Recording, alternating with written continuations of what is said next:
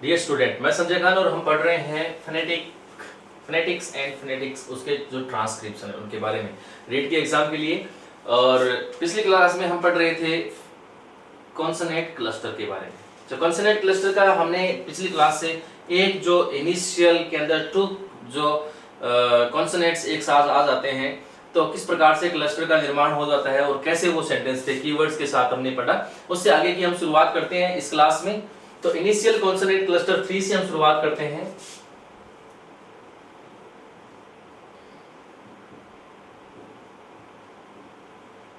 Initial consonant cluster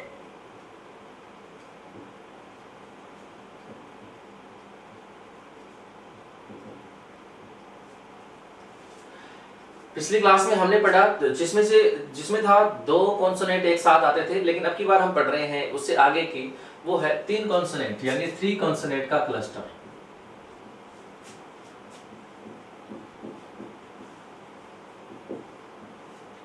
इसमें 3 consonant होंगे। जैसे हम बात करते हैं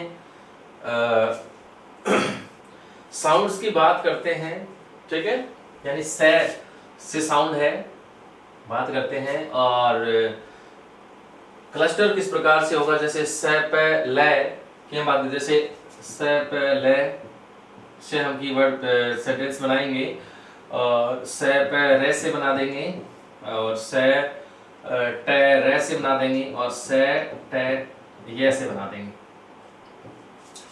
ठीक है, और स क व से भी बना सकते हैं, ठीक है। ये स्टार्टिंग के अंदर देखो कॉन्सोनेंट क्लस्टर है हमारे पास, स प ल है, इससे रिलेटेड आएगा। जैसे स्प्लीन आ गया, क्या आ गया, स्प्लीन। जैसे स प ल हो गया, वैसे उसे स्प्लेंडिड है, ठीक है। SPR से देखें तो जैसे स्प्रे है, जैसे स्प्रिंग है, ठीक है। सेटर से हम देखें तो आप देख सकते हैं स्ट्रेट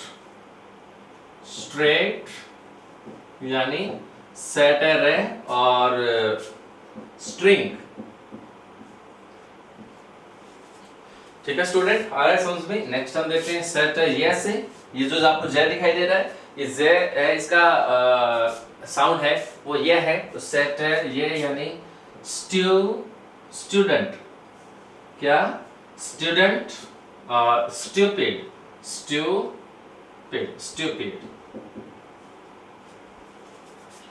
STU यहाँ पे लिखा हुआ है, इसका ये है, ठीक है। तो ये है स्टूडेंट और स्टूपिड, ठीक है। सर के वे का जो क्लस्टर है वो है square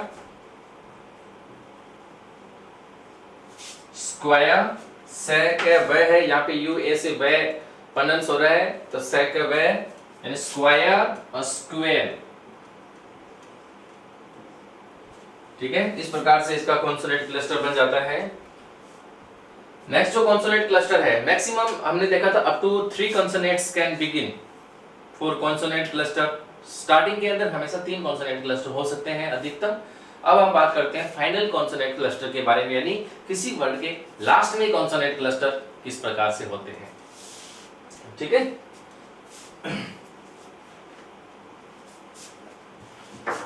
final consonant cluster 2 consonant,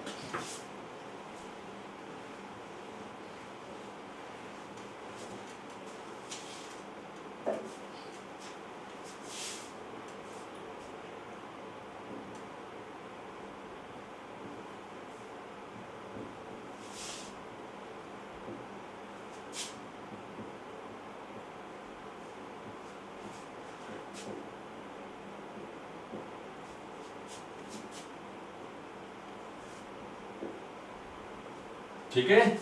final consonant cluster यानी 2 कॉन्सोनेंट से रिलेटेड देखेंगे हम। तो देखें, पे हमारा साउंड है, पे साउंड से लें, पे साउंड से जो कॉन्सोनेंट क्लस्टर जो बनने वाले हैं, जैसे सह पे बन गया, सह पे बन गया।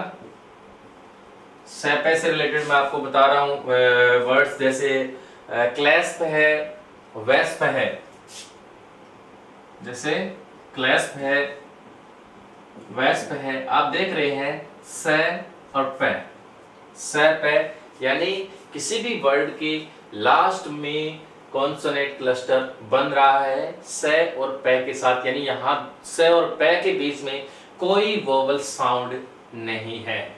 ठीक है, स पे के जैसे हम देख सकते हैं, और जैसे बात करते हैं ले पे, पे की बात करें जैसे ले पे से देखें तो ले पे से स्टूडेंट आप बना सकते हैं, आप सोच सकते हैं जैसे हेल्प है तो ले पे हो गया है, हेल्प है वैसे जैसे पल्प है तो ले पे लास्ट में एक कॉन्सोनेंट क्लस्टर क्रिएट हो रहा है। उसके हिसाब से इसमें हम अगर देखते हैं तो जैसे मैं पे है, मैं पे में बात करते हैं जैसे लैंप है और पंप है,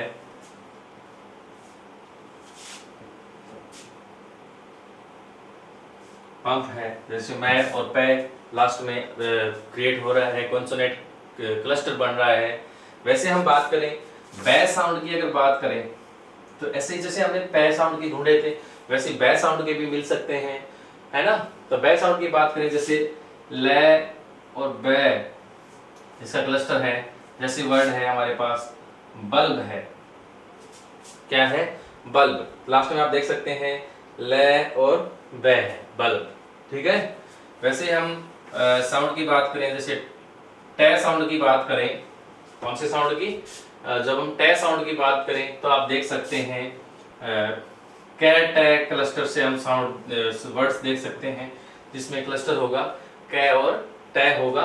जैसे बात करते हैं फैक्ट की, वर्ड आता है कुक्ड आता है, जैसे बात करते हैं फैक्ट तो ये देखेंगे आप कै और टे है।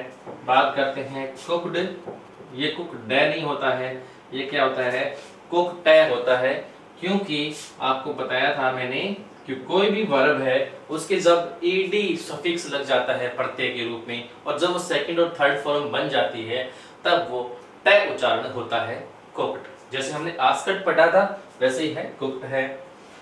जब बात करते हैं पे टे क्लस्टर की तो इसमें वर्ड हो सकते हैं हमारे पास, जैसे हेल्प वाला है तो हेल्पट हो सकता है, ठीक है, पेट ऐसे हेल्पट हो सकता है। उसी प्रकार से जैसे एडॉप्ट हो सकता है, क्या हो सकता है एडॉप्ट वर्ड हो सकता है। तो स्टूडेंट ये है हमारा फाइनल, फाइनल का मतलब है लास्ट के अंदर, एंड के अंदर। ठीक है, सभी वर्ड के आप कहाँ देख रहे हैं एंड में कॉन्सोनेंट क्लस्टर क्रिएट हो रहा है, वो भी कितने कॉन्सोनेंट वाला है, 2 कॉन्सोनेंट वाला क्लस्टर बन रहा है। ठीक है, अब हम देखते हैं कि यहाँ 3 कॉन्सोनेंट क्लस्टर जब हो जाते हैं तो किस प्रकार से होता है।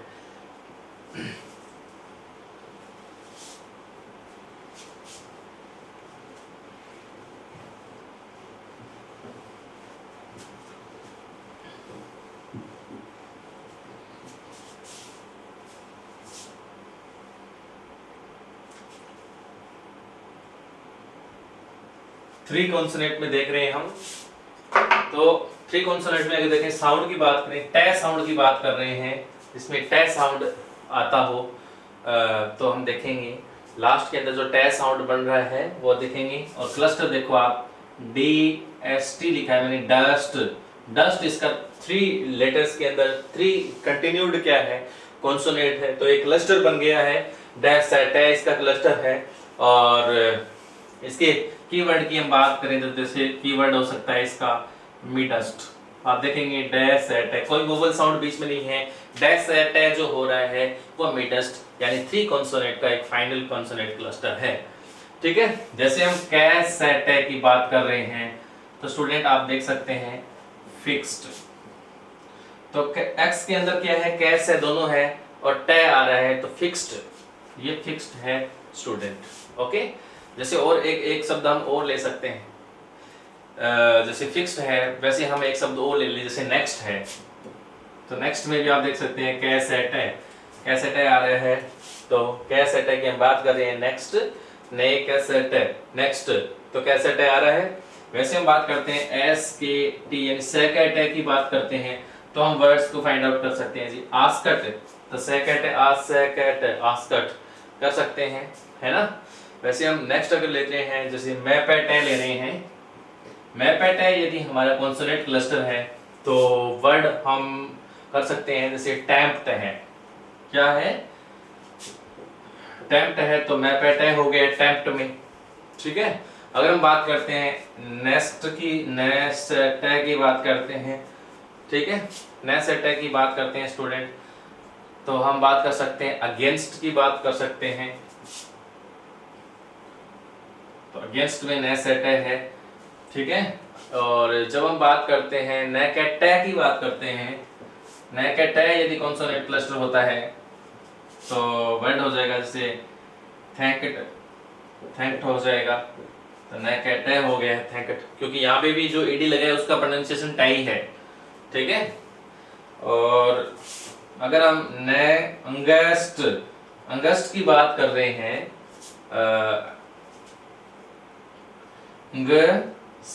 अंगस्ट की अगर बात कर रहे हैं तो हमारे पास ऐसे वर्ड्स मिल सकते हैं, अमंगस्ट मिल सकता है, क्या मिल सकता है, अमंगस्ट मिल सकता है, अंग इसके अंदर है, अंगस्ट हो सकता है। तो जैसे हमने टे का देखा, सभी के अंदर लास्ट के अंदर क्या आपको मिल रहा है, टे मिल रहा है, और 3 कॉन्सोनेंट का ये क्लस्टर है सभी के अंदर, वैसे ही डे में भी हो सकता है, किसमें हो सकता है, डे में भी आपको मिल सकता है।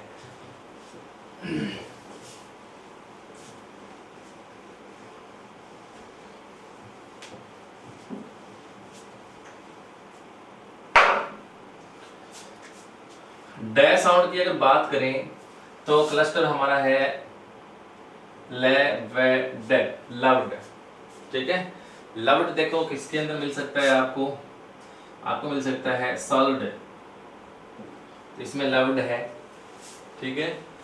और बात करते हैं नजर, ने जे की बात करते हैं, ने और जे डे, ये जे जी वाला, ये जी वाला, और कौन सा है जे वाला, और जी और जे जो लेटर आ जाते हैं तो इस प्रकार से डीजेड वाला लिखा जाता है, आपको पता ही है। तो इसके लिए जैसे कोई वर्ड आ जाता है, जैसे अरेंज्ड है, तो नए हो गया है, जे हो गया, डे हो गया, यानी अरेंज्ड हो गया है। अब आप ऐसे सोच रहे होंगे कि इसके साथ भी डी लगा है, जे नहीं लगा है, इसके साथ केवल डी लगा है, अरेंज तो होता ही है, इसके साथ सिर्फ क्या लगा है, डी लगा है, इसीलिए ये क्या है, डे है, ठीक है ना। वैसे हम बात करते हैं डे के अलावा जैसे थे आ जाता है, थे का क्लस्टर देखें, फाइनल क्लस्टर, तो कै से थे, कैसे थे हो जाता है, कैसे थे, जैसे सिक्स्थ, जैसे सिक्स्थ हो गया है, तो कैसे थे हो गया, ठीक है। जैसे हम बात करते हैं ले फे थे की बात करते हैं, तो ले फे थे, जैसे वर्ड है हमारे पास 12th, तो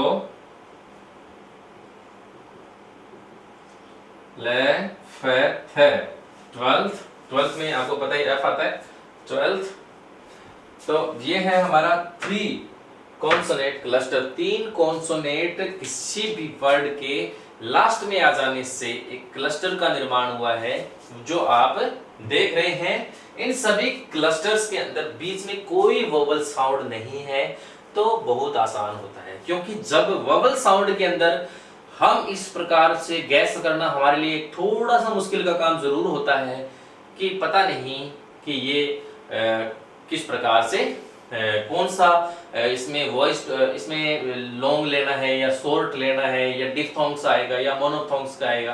तो इसीलिए एक ये हमारे लिए एक बेनिफिट रहता है, हमें ये पता लग जाता है कि मान लो कोई वर्ड आ गया, मान लो हम बात करते हैं सॉलिड की बात करते हैं, तो आपने ऐसे देख लिया कि लास्ट में डी लगा, डे है ये, ठीक है, ले वे डे, ले वे डे कॉन्सोनेंट क्लस्टर है, तो बीच में कोई आपको वोवल साउंड बीच में नहीं देना है, क्लियर, ठीक है। अब हम बात करते हैं फाइनल कॉन्सोनेंट क्लस्टर, जिसमें से 4 कॉन्सोनेंट कंटिन्यूअसली आने वाले हैं, ठीक है।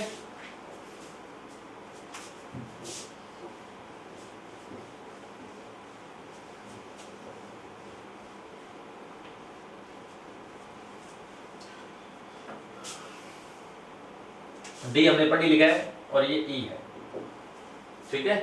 फाइनल कॉन्सोनेंट क्लस्टर जिसमें कितने होंगे, 4 कॉन्सोनेंट होंगे, कितने, 4 कॉन्सोनेंट होने वाले हैं। हम बात करते हैं से साउंड की बात करते हैं स्टूडेंट, कौन से साउंड की, जो हमारा से साउंड है, स्मॉल से होता है, से साउंड है हमारा, और इस से साउंड के अंदर हम देखते हैं कि लास्ट के अंदर ऐसे कौन से वर्ड है जिनमें लास्ट में हम देख सकते हैं कि 4 कॉन्सोनेंट हैं वो कंटिन्यूड आते हैं।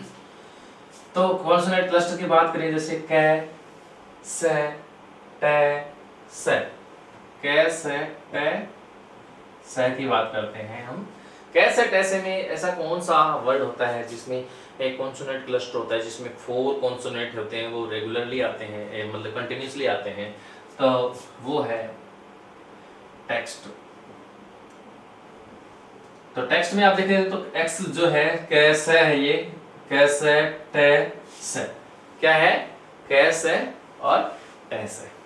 ओके, नेक्स्ट हम बात करते हैं तो कैसे थे से भी है एक, जैसे 6 कह सकते हैं तो कैसे थे से और वर्ड है हमारा 6, तो कैसे थे से। ठीक है, अब इससे रिलेटेड हम और भी देख सकते हैं जैसे मैं पे से, मैं पे से भी टेक्स्ट जैसे वर्ड है, मैं पे से कॉन्सोनेंट क्लस्टर 4 है, सभी में 4 4, तो टेक्स्ट हम देखें तो मैं पे से हो रहा है कि नहीं हो रहा है, हो रहा है ना, मैं पे से। और अगर यदि हम बात करें ले फे से की बात करते हैं,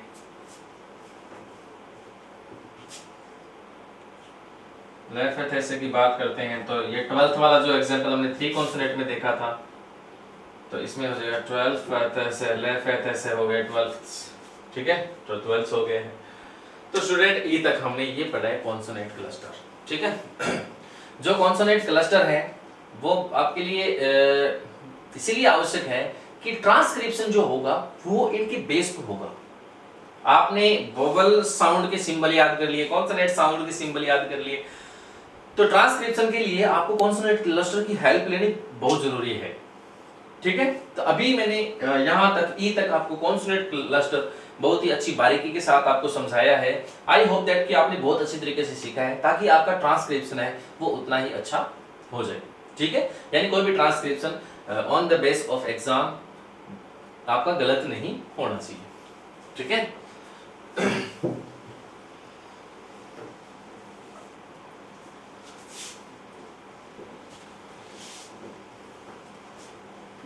स्टूडेंट एक क्यूरियोसिटी के हिसाब से मेरे माइंड के अंदर एक एब्रीविएशन फॉर्म थी जो मैंने अभी तक आपको फोनेटिक्स के अंदर शेयर नहीं किया है, तो अभी मेरे सडनली दिमाग में आया, मैंने सोचा कि मैं आपके साथ शेयर करूं ताकि हो सकता है कि उसकी फुल फॉर्म है वो आपको परीक्षा में पूछ लिया जाए। और बहुत बार ऐसे होता भी है, जैसे एक नाम आता है IPA, क्या आता है, IPA आता है। ठीक है, तो स्टूडेंट IPA यदि आता है तो क्वेश्चन में, परीक्षा में ऐसा क्वेश्चन आएगा IPA stands for, IPA stands for, ऐसे कोई क्वेश्चन आया तो मैं आपको इसकी फुल फॉर्म बताना चाहता हूं। I का मतलब है इंटरनेशनल, ठीक है, P से मीनिंग है इसका फुल फॉर्म है, P का मतलब है फोनेटिक्स, इंटरनेशनल फोनेटिक्स, और A का मतलब है अल्फाबेट।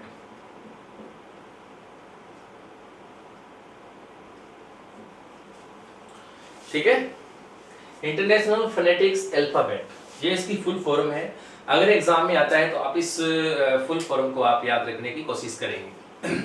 लेकिन दरअसल बात ऐसी है, क्योंकि ये जो मैंने आपके साथ इसलिए शेयर किया है कि ये थोड़ा सा कंफ्यूजन वाला क्वेश्चन है, वो इसलिए है क्योंकि आपको बहुत बार IPA की फुल फॉर्म जो मैंने अभी आपको बताया इंटरनेशनल फोनेटिक अल्फाबेट है, इसके साथ में कुछ और भी मिल सकती है। ठीक है, इसकी एक फुल फॉर्म और है। ठीक है, एंड वो ये है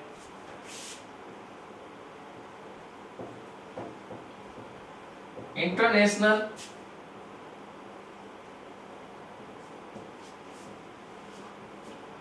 फोनेटिक्स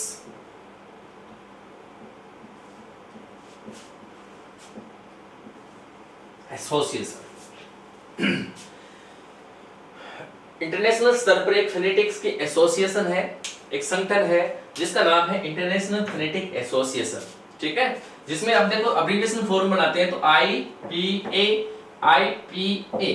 अब आपके दिमाग में से कंफ्यूजन पैदा हो रहा है कि एग्जाम में यदि IPA स्टैंड्स फॉर आ जाता है तो आपको क्या करना है। तो इसमें कंफ्यूजन को आपको सामने दूर करने का प्रयास करता हूं कि अगर एग्जाम में आता है तो एक चीज आप श्योर मानेंगे कि अल्फाबेट जहां आता है उसी एग्जाम में उसी क्वेश्चन के अंदर आपको कहीं भी एसोसिएशन आपको नहीं मिलेगा। ठीक है, आपको कहीं भी एसोसिएशन नाम नहीं मिलता है। एक चीज आपको याद रखनी है, यानी दोनों एक अलग अलग चीजें हैं। अगर अल्फाबेट है और बाकी में ना तो एसोसिएशन है, इसके अलावा जैसे और वर्ड है तो आप अल्फाबेट को राइट मानेंगे। यदि अल्फाबेट चारों ऑप्शन में नहीं है और एक ऑप्शन में क्या है एसोसिएशन है, तब आप एसोसिएशन वाला राइट मानेंगे। अगर दोनों ही आ जाए, बाय द वे ऐसी कंडीशन आ जाए कि दोनों ही आ जाए, तब आपको जो ऊपर कौन सा है ये है तो ऊपर वाला ही आपको राइट मानना है। तो IPA स्टैंड्स फॉर, ये भी है फुल फॉर्म इसकी और ये भी है, दोनों है। और दोनों को परीक्षा के लिहाज से किस प्रकार से करना है वो मैंने आपको बता ही दिया है। ठीक है, अब आगे पढ़ते हैं कॉन्सोनेंट के बारे में और कुछ जानकारी, जो कॉन्सोनेंट साउंड है।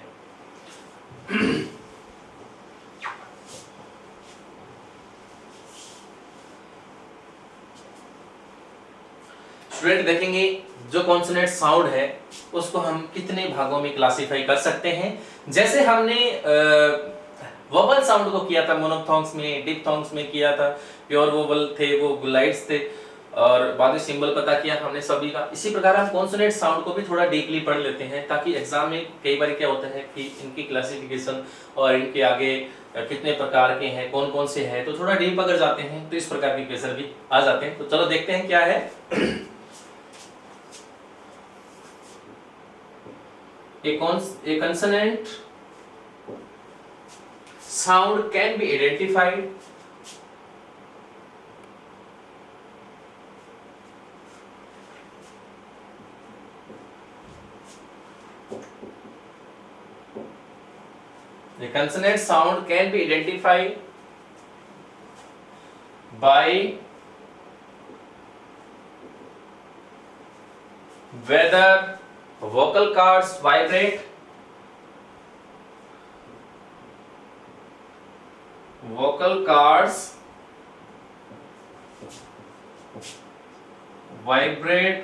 or not। ठीक है, while जब producing it,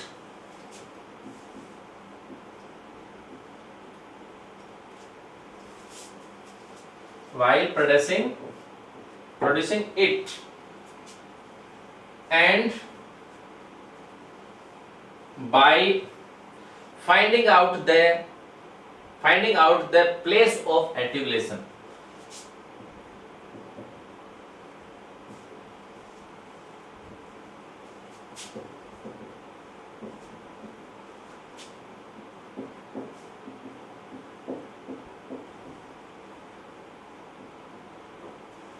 Place of articulation and the manner of articulation।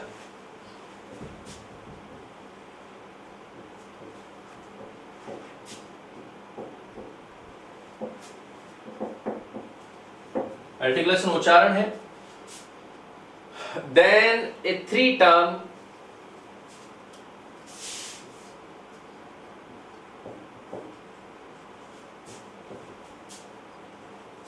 तीन टर्म हो गई है।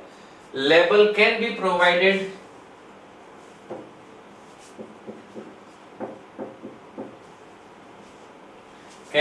Provided to each consonant like.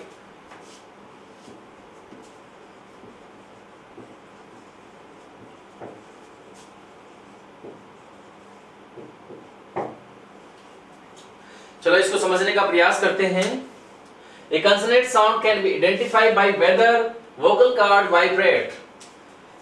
कि जो हमारे कंसोनेंट साउंड है उनको हम आइडेंटिफाई कर सकते हैं, क्लासिफाई कर सकते हैं, उनको पहचान सकते हैं, हम आइडेंटिफाई कर सकते हैं कि कौन सा हमारा कंसोनेंट साउंड है। तो इसके कई तरीके हैं। पहला है वोकल कार्ड जो हमारा है। वोकल कार्ड का मतलब होता है थ्रोट से, जहां वोकल कार्ड से हम जो प्रोनाउंस कर रहे हैं, प्रोडक्ट कर रहे हैं स्पीच साउंड को, तो वो वोकल कार्ड जो हमारा है वो वाइब्रेट करता है या नहीं करता है। एक चीज दूसरा है ये पता लगा सकते हैं कि जो हमारे वोकल ऑर्गन्स है जिससे हम स्पीच साउंड को प्रोडक्ट करते हैं तो उनका स्थान क्या है। तीसरा है वो है मैनर ऑफ आर्टिकुलेशन का मतलब ये है कि हम किस तरीके से किस वे से हम है वो आर्टिकुलेट करते हैं, हमारा तरीका क्या है, हम सांस को रोकते हैं, हम सांस को छोड़ देते हैं और किस तरीके से वो एक वॉइस होती है वो संकरी एक नैरो स्टेप से आ जाती है। तो ये क्या है, एक मैनर ऑफ आर्टिकुलेशन है। तो then it 3 term can be provided. 3 term है यहाँ पे मैं आपको बताने जा रहा हूँ, वो है जिसको हम 3 तरीके से है कॉन्सोनेंट को क्लासिफाई कर सकते हैं।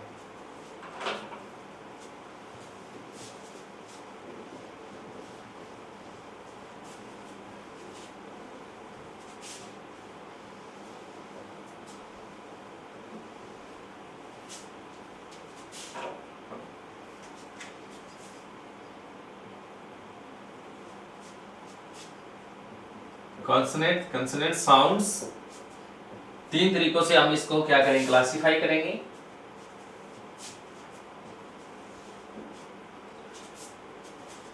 तीन तरीकों से हम इसको क्लासिफाई कर सकते हैं। पहला है वो है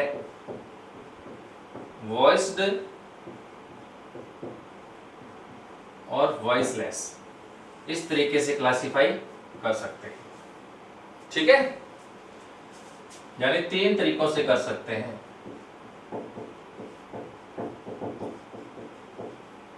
दूसरा है वो है हमारा मैनर ऑफ आर्टिकुलेशन है। ठीक है, और तीसरे यानी मैनर ऑफ आर्टिकुलेशन से भी हम क्या कर सकते हैं, क्लासिफाई कर सकते हैं। ठीक है, और तीसरा है वो है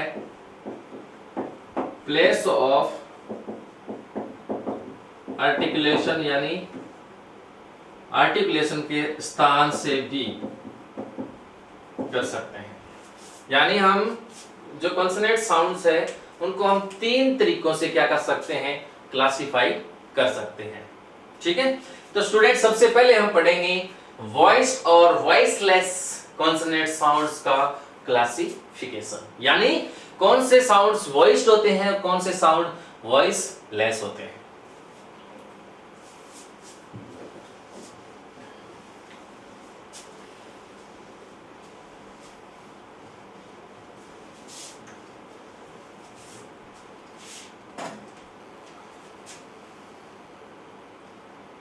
वॉइस्ड ऑब्लिक वॉइसलेस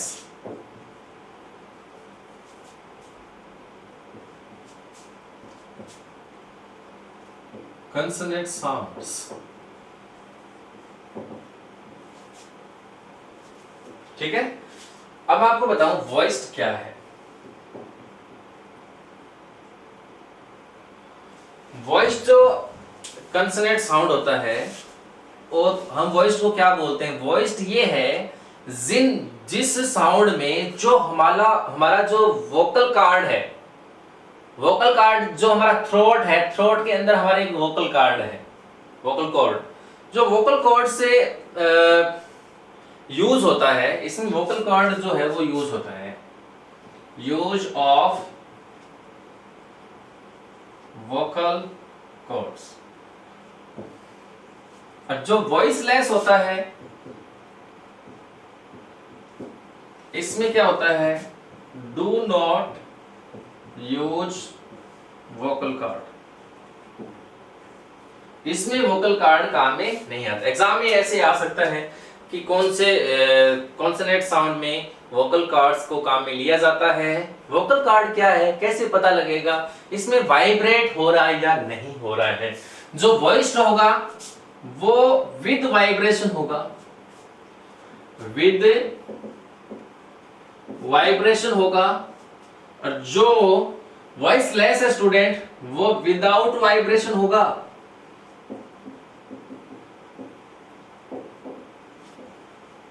यानी बिना कंपन के वाइब्रेट वो नहीं होगा। तो यदि वाइब्रेट, कौन सा वाइब्रेट होता है कौन सा नहीं होता है, तो हम वॉइस और वॉइसलेस से पता लगा सकते हैं कि कौन सा हमारा कॉन्सोनेंट साउंड है वो वॉइस्ड है और कौन सा हमारा कॉन्सोनेंट साउंड है वो क्या है, वॉइसलेस है। ठीक है, एक में प्रैक्टिकली अगर आप सीखना चाहते हैं तो मैं आपको बताने का प्रयास करूंगा। वॉइस्ड से हमें पता ये लगता है जो हमारी फिंगर है वो हमारे थ्रोट पे लगा लेते हैं, जो हमारा गला है, और फिर हम उच्चारण करते हैं। अगर ऐसे साउंड का उच्चारण करेंगे जिससे वाइब्रेट हो, जिससे कंपन हो, जिससे वोकल कार्ड पे ऐसे दबाव लगे, प्रेस हो, तब आपको ऐसे लगना चाहिए, तब आप यू कैन फील कि ये क्या है, वॉइस्ड है। अगर ऐसा नहीं होता है तो वो क्या होता है, वॉइसलेस होता है, उसमें वाइब्रेट नहीं होता। जैसे हम उच्चारण करते हैं, जैसे हम करते हैं बै, तो आप बोल के देखेंगे बै, ऐसे बोलेंगे बै, तो हमें वोकल कार्ड पे ऐसे लगेगा कि जैसे हमारा वोकल कार्ड क्या कर रहा है, वाइब्रेट कर रहा है। जैसे हम बोलेंगे पै, पै बोल के देखेंगे पै, तो पै में हमारा वोकल कार्ड काम में नहीं ले रहा है। थे बोलेंगे थे में इतना नहीं ले रहा है, तो वो क्या है, वॉइसलेस है। तो एग्जाम में ऐसे भी आ सकता है कि which of the following is not voiced, is not voiceless. तो आप याद करेंगे कैसे, एक टेबल बना देते हैं आपके लिए इजी से। जो बात करते हैं कि संख्या से रिलेटेड भी क्वेश्चन आ सकता है। तो जो वॉइस्ड है उनकी संख्या है 16। कितनी, 16। और जो वॉइसलेस है उनकी संख्या कितनी हो गई, फिर टोटल कितने हैं, 24 है। ठीक है, तो कितनी हो गई, 8। 16 और 8 है 24 टोटल कॉन्सोनेंट साउंड हो गए। तो वॉइस्ड है वो 16 है और वॉइसलेस है वो 8 है। ठीक है, अब इससे और ज्यादा अगर डीप अगर क्वेश्चन आ जाता है, जैसे पूछ लिया जाता है जैसे डे है वो वॉइस्ड है या वॉइसलेस है, तो आपको ये पता होना चाहिए कि ये कॉन्सोनेंट साउंड है वो वॉइस्ड है और इसके नीचे आएंगे वो कौन से हैं, वॉइसलेस है।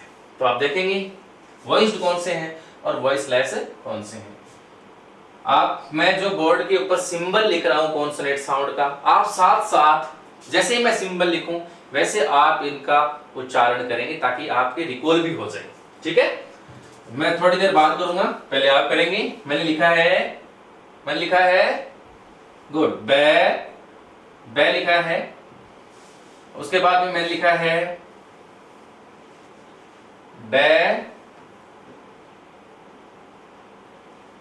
गुड, जे। उसके बाद में लिखा है गे, वे, क्या लिखा है, वे, गे नहीं, दे। ठीक है, उसके बाद में लिखा है मैंने जे। ठीक है, जे है। उसके बाद में ये भी जे है, मैं, ने, अंगे, है, ले, रे, वे और गे, ये। ठीक है, काउंट करते हैं 1 2 3 4 5 6 7 8 9 10 11 12 13 14 15 16 इक्वल 16 हमारे क्या है, वॉइस्ड कॉन्सोनेंट साउंड है। अब आप बात करते हैं वॉइसलेस कॉन्सोनेंट साउंड की। जो वॉइसलेस कौन से हैं, तो पे, टे, चे, फे, थे, से और से। ठीक है, 1 2 3 4 5 6 7 और एक है पे, टे, चे, के इक्वल कितने, 8। टोटल हमारे कितने हैं, 8 वॉइसलेस है। तो टोटल 24 हमारे कॉन्सोनेंट है। एग्जाम में अगर इसको पूछा जाए डीपली तो आप इसको कर सकते हैं। नेक्स्ट क्लास में हम पढ़ेंगे अगले क्लासिफिकेशन जैसे मैनर ऑफ आर्टिकुलेशन के हिसाब से, और फिर पढ़ेंगे प्लेस ऑफ आर्टिकुलेशन, और लास्ट में होगा ट्रांसक्रिप्शन का कुछ एग्जांपल्स हम देखेंगे। तब तक आप इसको अच्छे तरीके से तैयार कीजिए। Thank you.